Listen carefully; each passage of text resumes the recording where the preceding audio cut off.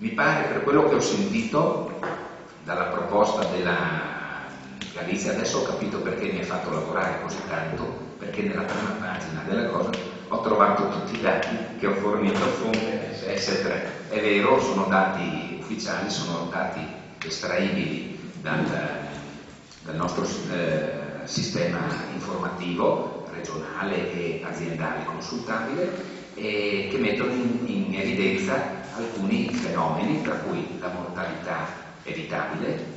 Perdiamo ogni anno 5 giorni di vita rispetto per un abitante della stessa età con la stessa patologia, tra cui e Udine, perdiamo ogni anno, ciascuno di noi, 5 giorni di vita, che per 70 anni fanno un anno di vita. Allora, se si può recuperare tramite la prevenzione primaria, quindi modificando lo stile di vita, la prevenzione secondaria tramite gli screening, la prevenzione terziaria, che vuol dire avere degli specialisti, avere l'ospedale vicino su cui appoggiarsi, su cui il medico di base si appoggia. Se abbiamo queste cose qua, probabilmente anche qui riusciamo a recuperare il gap e ad avvicinarci giustamente allo standard regionale. Per quanto riguarda il tasso di ospedalizzazione, abbiamo il più basso in regione, 145 per 1000 abitanti, laddove la normativa regionale, e ci faceva i complimenti Fazio, il ministro Fazio, quando è venuto a Udine 2 mesi fa, dicendo che siamo una regione globalmente virtuosa e ben al di sotto dello standard nazionale, che è 160 ricoveri per 1000 abitanti.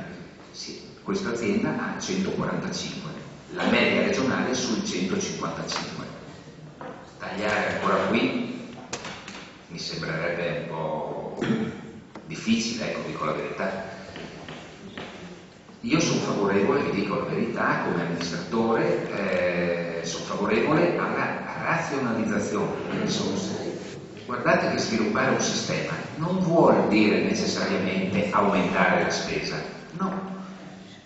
Vuol dire fare uno scatto di efficienza e, se possibile, con meno risorse. Noi dobbiamo puntare a contare i servizi, se abbiamo più servizi, se abbiamo